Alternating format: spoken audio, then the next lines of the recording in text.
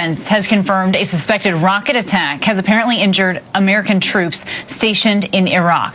A Pentagon spokesperson says that the attack targeted U.S. and coalition forces at the Al-Assad air base, apparently injuring several U.S. personnel. The Pentagon reports a damage assessment is currently underway. I want to bring in our ABC News senior Pentagon reporter, Louis Martinez. He's joining us now from the Pentagon with more on this. So, Louis, look, I know that this is early, but what other information do we have about this attack here? Kena, what we are learning from U.S. and Iraqi officials that there are at least 2 rockets that were fired at the Al-Assad base. Now, this is a sprawling base in western Iraq. It's frequently under attack over the last year and a half, especially since what happened over there in Israel between Hamas and Israel. Now, one of the things that we've seen here is that we are getting initial indications that several American personnel were injured. Now, this is quite different than the norm because typically when these incidents occur, we get word that there were very few casualties, if any.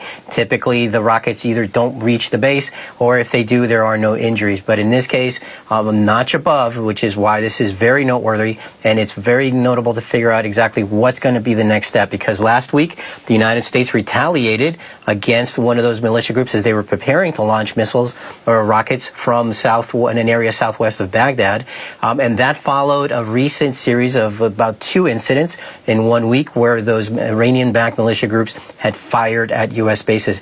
Those attacks were the first ones since April, and the ones in April were the first since back in February.